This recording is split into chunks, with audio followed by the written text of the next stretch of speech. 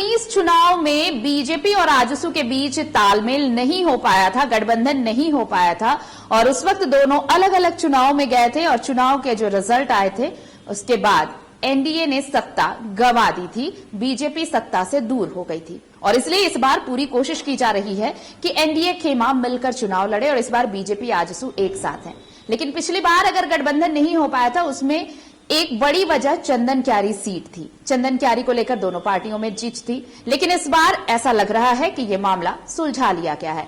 चंदन क्यारी पर बीजेपी ही प्रत्याशी देगी।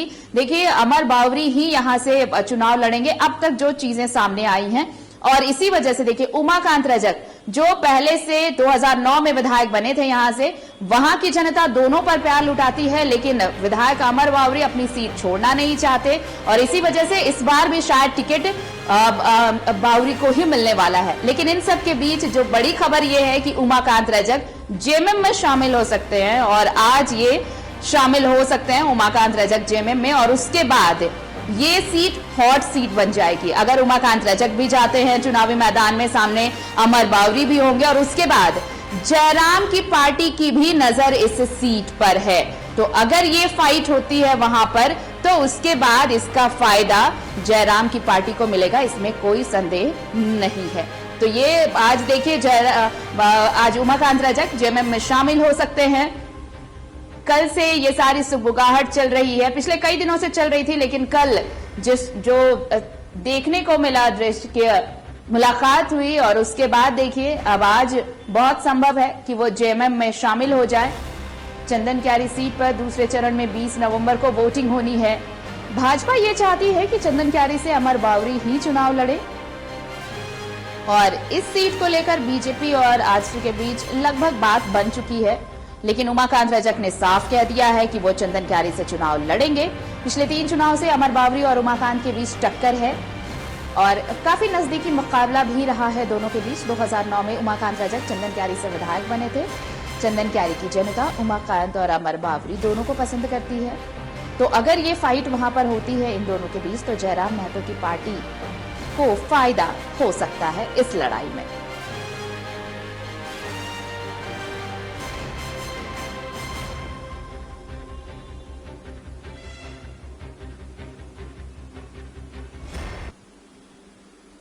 और इस वक्त हमारे साथ स्टेट हेड अभिषेक भारती जुड़े हुए हैं, सीधे उनका रुख कर लेते हैं। भारती, देखिए चंदन क्यारी पिछले बार बीजेपी और आजसू के लिए एक जिच बनी और इस वजह से गठबंधन अगर नहीं हो पाया तो ये सीट भी बड़ी वजह थी। इस बार दोनों दल साथ आए हैं, लेकिन इस बार दोनों साथ आए तो उमाकांत रजक ने साफ कह दिया कि चंदन क्यारी से वो चुनाव लड़ेंगे और इसलिए अब वो जेएमएम में जा रहे हैं। अगर बावरी अपनी सीट नहीं छोड़ रहे हैं तो उमाकांत रजक को भी चंदन क्यारी चाहिए तो वो जेएमएम से वहां पर खड़े हो सकते हैं। लेकिन इन दोनों की लड़ाई में फायदा तीसरे को होने वाला है।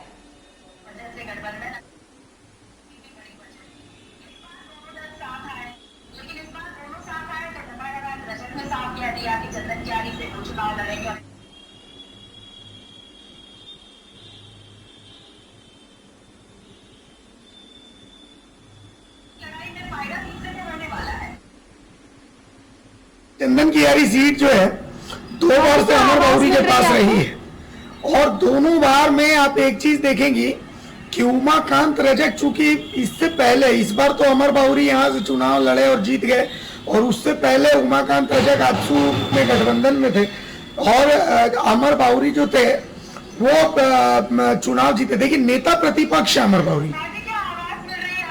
जी आवाज मिल रही है, मेरी आवाज पहुंच रही है अब तक?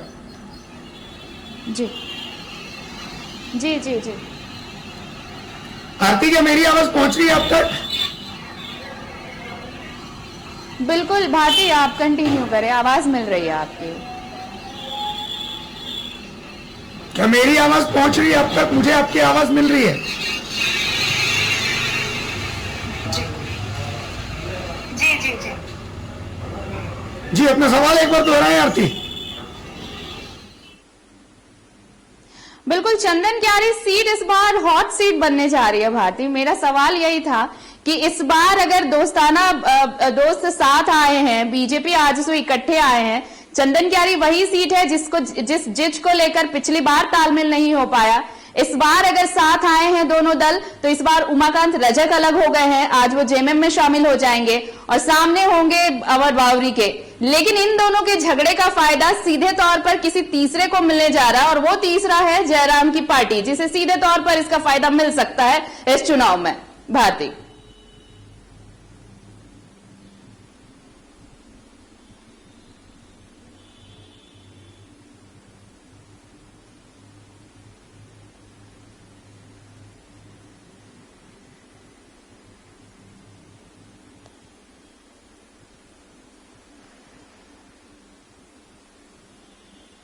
सहमत हूं। देखिए, ये कुछ सीटें ऐसी हैं जहां पर जयराम महतो का दखल बहुत जबरदस्त है। Chandankiyari seat, Sindri seat, Dhanbad seat, Dumri seat, Giridih seat, इन जगहों पर जयराम महतो की पकड़ बहुत अच्छी है और जयराम महतो के चेहरे पर यहाँ से कोई भी प्रत्याशी उतरेगा तो नो डाउट है वो चुनाव को प्रभावित करेगा। लेकिन बीजेपी के लिए यह नाक का सवाल था, इसलिए क्योंकि उसके नेता प्रतिपक्ष यहाँ से आते हैं। अमर बावरी मुख्यमंत्री पद के एक दावेदार के तर्ज पर आप उनको देखिए। आप देखिए कि बाबूलाल मरांडी और चंपाई सोरेन के बाद अगर तीसरा कोई नेता जो सबसे ज्यादा फोकस में है तो वो अमर बावरी हैं। तो बीजेपी कहीं से भी इस सीट्स को लेकर के आजसू से कंप्रोमाइज करने का मूड में नहीं था। अब क्या, जहां तक उमाकांत रजक का सवाल है तो देखिए, उमाकांत रजक तो चुनाव लड़ेंगे। आप याद कीजिए, आजसू ने रांची के प्रभात तारा मैदान में एक सम्मेलन किया था और चितरंजन हमारे जो संवाददाता है उन्होंने उमाकांत रजक से बात की थी। उमाकांत रजक ने कहा था कि चुनाव तो मैं लड़ूंगा और चंदन कियारी से ही लड़ूंगा, चंदन कियारी मेरी सीट है, मैं कॉम्प्रोमाइज नहीं करूंगा।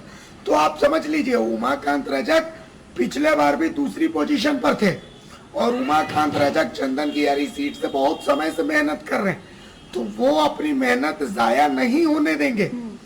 जो सूत्र बता रहे हैं कि कल रात में ही उमाकांत रजक की मुख्यमंत्री हेमंत सोरेन से बात हुई थी और बहुत संभावना थी कि कल रात में ही शायद वो शामिल होंगे, लेकिन अब तक तो ऐसी कोई सूचना नहीं आई है। तो कहा जा रहा है कि आज हो सकता है उमाकांत रजक जो है वो जेएमएम में शामिल हो जाए। लेकिन देखिए आरती, अभी हम कुछ भी नहीं कहेंगे, क्योंकि आप देखिए सूत्रों के हवाले से परसों से बीजेपी की लिस्ट जो है वो घूम रही है, उसमें कई ऐसे नाम है जिनको टिकट मिलना नहीं है, लेकिन भाइयों ने चला दिया। ये बहुत सही तरीके से नेता लोग मीडिया में खबर प्लांट कर रहे हैं और उस खबर का बेनिफिट वो खुद ले रहे हैं। देखिए क्या हो क्या रहा है, जिसका नाम कटवाना हो उसका नाम डाल दो और मीडिया में प्लांट कर दो कि इसका टिकट कंफर्म। आला कमान के पास मैसेज चला जाता, आला कमान उसका टिकट काट देता है। तो उमाकांत रजक शामिल होंगे या नहीं होंगे, अभी इस पर संशय है। अभी दावे के साथ ये नहीं कहा जा सकता। अजय नाथ शाहदेव के बारे में कल ही कहा जा रहा था कि नहीं शामिल होंगे, 100% होंगे। गणेश माली के बारे में कल ही कहा जा रहा था कि शामिल होंगे।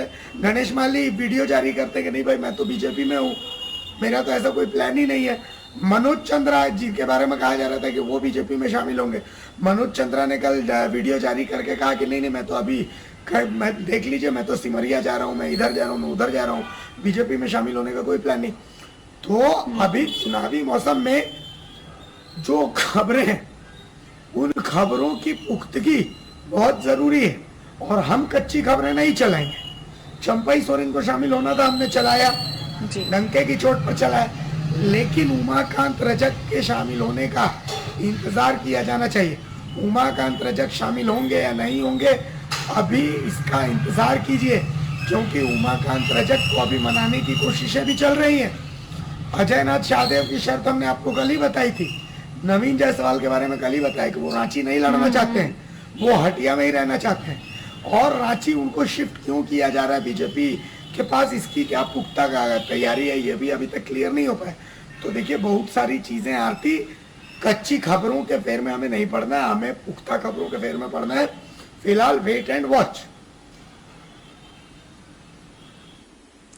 बिल्कुल, लेकिन ये बड़ा दिलचस्प है भारती कि देखिए ये एक जो बात आपने कही कि जिनका टिकट कटवाना है उनका नाम आप मीडिया में ले आइए, इस फोरम पे ले आइए ताकि वो सर्कुलेट हो। और कुछ ऐसी ही तस्वीर देखने को मिली बीजेपी की तरफ से भी हटिया और रांची विधानसभा सीट को लेकर। आप देखिए अजयनाथ शाहदेव की खबरें कल दिन भर मीडिया में बस यही चलती रही कि अब शामिल होंगे, अब शामिल होंगे। शाम होते होते खबर ये आ गई कि जल्दी शामिल होंगे और उसके बाद वो खबर निकल गई, वो कुछ हुआ नहीं।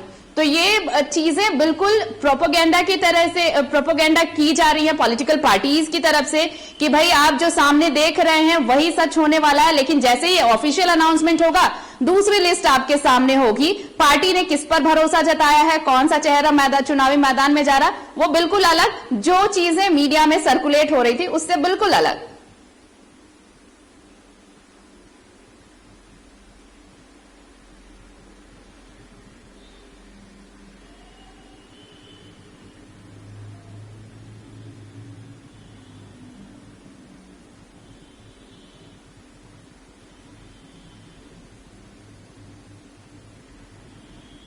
अजयनाथ शाहदेव के बारे में मेरे पास जो जानकारी है कि हटिया से कांग्रेस ने उनका टिकट लगभग कंफर्म कर दिया है। हटिया से 2 लोग चुनाव लड़ना चाहते थे, लेकिन उसमें से अजयनाथ शाहदेव सबसे आगे चल रहे रेस में और कांग्रेस अजयनाथ शाहदेव को टिकट दे रही। तो अजयनाथ शाहदेव को अगर कांग्रेस से टिकट मिल ही रहा है तो वो इतने दिनों की अपनी मेहनत बीजेपी में आकर के जाया क्यों करेंगे, पहली चीज। दूसरी चीज देखिए, मैं आपको बहुत सारे नाम बता रहा हूँ। अब जैसे मनोज चंद्रा के बारे में कहा जा रहा है कि उनका जेएमएम से जो है टिकट लगभग कंफर्म है सिमरिया से, वो भला बीजेपी में शामिल होने के लिए क्यों आएंगे। तो ऐसी बहुत सारी चीजें हैं जो थोड़ा सा आप बैठ करके 5 मिनट सोचेंगी तो आपको लगेगा कि नहीं ऐसा कैसे हो सकता है, ऐसा होना मुश्किल है। अब जैसे गणेश माली के बारे में कहा जा रहा है कि उनका सरायकेला से टिकट पक्का है। गणेश माली जातीय समीकरण में जेएमएम के फिट ही नहीं बैठ रहे, जातीय समीकरण में रमेश हंसदा फिट बैठ रहे, तो आखिर गणेश महली का नाम क्यों प्लांट किया जाए। तो यहाँ एक हड़बड़ी है कि लिस्ट सबसे पहले हमारे चैनल पर, लिस्ट सबसे पहले हमारे वेबसाइट पे। उस हड़बड़ी में कई नेताओं का करियर बनाने, कई नेताओं का करियर बिगाड़ने का भी एक खेला चल रहा है। क्योंकि क्या है कि देखिए, तुक्का मारने पर अगर वो सही बैठ गया तब तो बल्ले बल्ले है, सही नहीं बैठा तो ठीक है, एक आध वो फिर चलता है। तो इस तरीके की चीजें चल रही। लेकिन जिस नेता का के साथ आपने ऐसा कर दिया उसका तो मिट्टी पल्लीत हो गई। तो ये एक पत्रकारिता का उदाहरण है। हमें लगता है इस भेड़ चाल में हमें नहीं चलना चाहिए। उमाकांत रजक के जेएमएम में शामिल होने की खबर 2 से 3 दिनों से चल रही है, और सिर्फ उमाकांत रजक नहीं, और 2-3 नेता ऐसे हैं जिनके जेएमएम में शामिल होने की खबर चल रही। लेकिन अरे भाई, जब वो शामिल होंगे तो ऐसा तो है नहीं कि वो छुप के शामिल होंगे तो मीडिया को जानकारी मिलेगी। ठीक है, जब पुख्ता हो जाएगी तो 2 मिनट बाद खबर चल जाएगी। ऐसा क्या है कि जिससे टीआरपी बिल्कुल खत्म हो जाएगी, है ना। लेकिन किसी नेता का करियर क्यों खराब करना, तो थोड़ा सा वेट एंड वॉच मुझे लगता है इसके लिए किया जाना चाहिए। चलिए, तो वेट एंड वॉच बहुत जरूरी है। थोड़ा सा सब्र कर लेना चाहिए कि अगर कुछ अनाउंसमेंट ऑफिशियल होता है तो वो सबके सामने होगा, पब्लिक डोमेन में होगा। बहुत शुक्रिया हमारे साथ जुड़ने के लिए भारती आपका, और तमाम बातचीत के लिए।